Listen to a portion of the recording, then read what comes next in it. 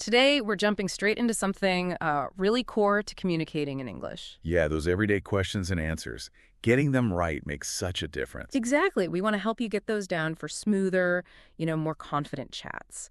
We've looked at some great material designed to make it all feel straightforward, maybe even a bit fun.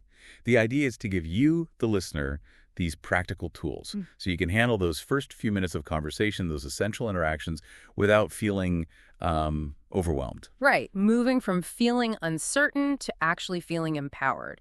Think of it as a shortcut, packed with those little nuances that go way beyond just memorizing phrases. And we're diving into sources that specifically hit on these basic questions and answers.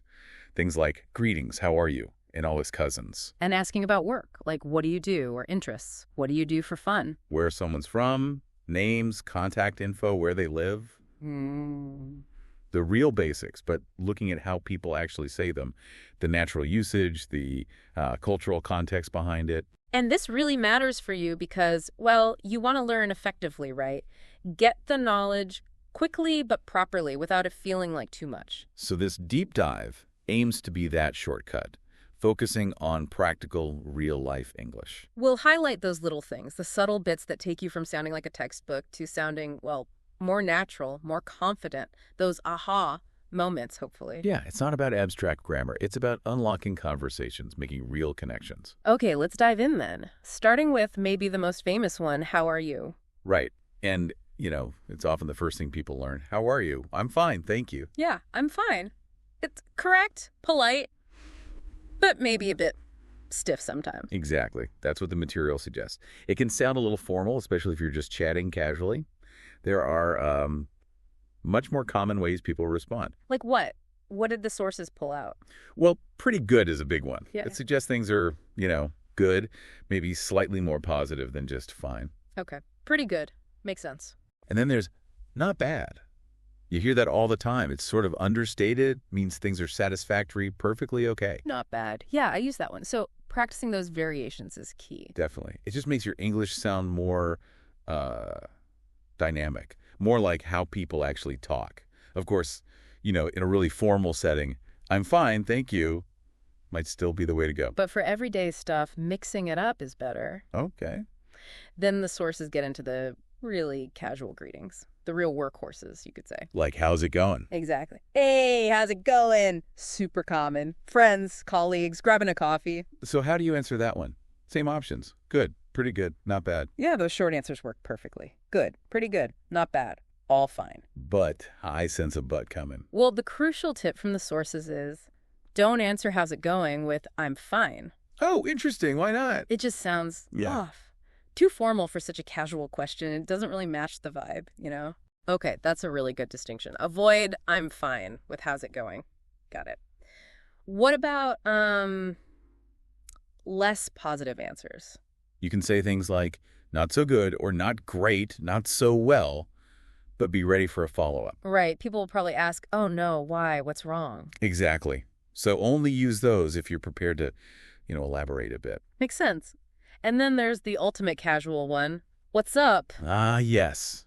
Especially in American English. Very, very common.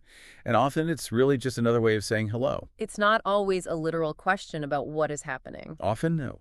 The typical replies show that. Things like, not much, or nothing much. Which basically means everything's cool, not much going on. Pretty much. Or, and this is interesting, you can just say, hey back, or hi, or even just repeat, what's up, right back at them. Huh. So the social part, just making contact, is more important than the words themselves sometimes. That's exactly the insight Amanda brings in, according to our sources. These greetings, how are you, how's it going, what's up? They're often just about initiating contact, being polite, saying, I see you. Not necessarily asking for a detailed report on your life. Right, which kind of takes the pressure off, doesn't it? You don't need some long, complicated answer. Yeah, a simple reply is fine. That's actually really helpful to know. It reframes it a bit. Understanding that social function is key to sounding natural. Okay, cool. Let's switch gears. Asking about what people do, their job. Right. And the sources are pretty clear, asking, what is your job? Yeah. Sounds blunt. A bit awkward in most social chats. Yeah, it feels very direct. So what's the natural way? Well, first, there's a really important distinction the materials make. What are you doing versus what do you do? The ing versus the simple present. Exactly. What are you doing? That's about right now. Like if I called you and asked, hey, what are you doing? Meaning, what action are you performing now? Okay. But for jobs. For jobs, the go-to question is, what do you do? Simple present tense. It's basically short for what you do for a living. What do you do? That's the key phrase. That's the one. It's the standard, natural way to ask about someone's profession socially. And the sources mention pronunciation, too. Yeah, that often it gets said really quickly, like, what do you do? What do you do? Okay. Hearing it like that helps. Knowing that quick pronunciation helps your listening comprehension a lot. So, takeaway. Use what do you do. Forget what is your job in casual conversation. Okay, so if someone asks you, what do you do? How do you answer naturally? Simplest way. I'm a, plus your job title. I'm a teacher. I'm an engineer. And remember the a or an. Crucial detail. Yeah. Always need that article. I'm an engineer. I'm a doctor. Okay, that's the basic answer. Can you add more? Sure. You could say where you work. Yeah. I work at, followed by the place. Like I work at a school or I work at a tech company. Exactly. Or if it's a big, well-known company, you'd usually say, I work for company name. I work for Google or I work for the BBC. Right. That's very common for those recognizable names. And there was a point about politeness here, too, from Amanda. Yes, really important. When someone tells you what they do, try to make a positive comment. Even something simple. Like, oh, that sounds interesting, or wow, that must be challenging. Exactly. It shows you're listening, you're engaged, it keeps the conversation warm. And if someone says that to you about your job, just a simple thank you works great. Or you could add a tiny bit more detail if you want. It's that back and forth politeness. nice. Okay, let's talk about fun stuff. Free time, leisure. Right. And similar to job, the word hobbies isn't the most natural choice for casual chat, according to the sources. Asking what are your hobbies feels a bit formal, maybe old-fashioned. Yeah, something like that. It's not the most common way nowadays. So what do people say? The friendliest, most common one is, what do you do for fun? What do you do for fun? That sounds inviting. It is. Or another good one, maybe slightly more formal, but still very natural, is, what do you do in your free time? Okay, what do you do for fun? Or, what do you do in your free time? Good options. And answering. Two main ways. I like to, plus the basic verb. I like to read. I like to travel. Or. Or I like ing, plus the verb with ing. I like reading. I like traveling. Both are totally correct and sound natural. So I love to watch movies or I like watching movies. Same meaning. Exactly. And you can add a bit of feeling, too. So. Like, I really like hiking if you love it. Or I kind of like playing video games if it's just an okay interest. Adding that really or kind of. Nice. And Amanda offered a great sort of general answer, too, didn't she? Oh, yeah, for when you don't have one specific thing or want to be general. I like hanging out with my friends and stuff like that. Stuff like that. That's such a useful casual phrase, meaning and similar things. It's perfect when you just want to say you enjoy socializing without listing every single activity. Very natural.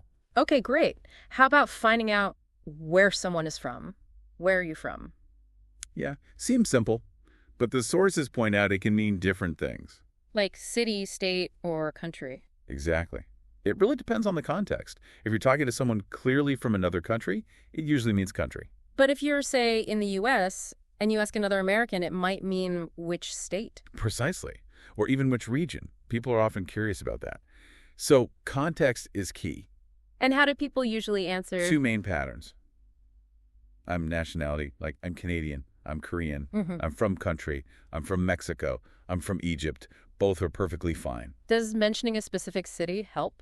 It can, yeah. Especially if it's well known. I'm from Paris or I'm from Tokyo. Gives a clearer picture. And is there a shorter way to ask? Sometimes you'll hear it very informally as just, where are you from? Dropping the R. Where are you from? Okay. Same meaning, just more casual. Yep. And if someone asks you more directly, like, are you from Italy? You just say, yes, I am. Or, no, I'm actually from Spain. Or, no, I'm French. Exactly. Just be clear. Yeah.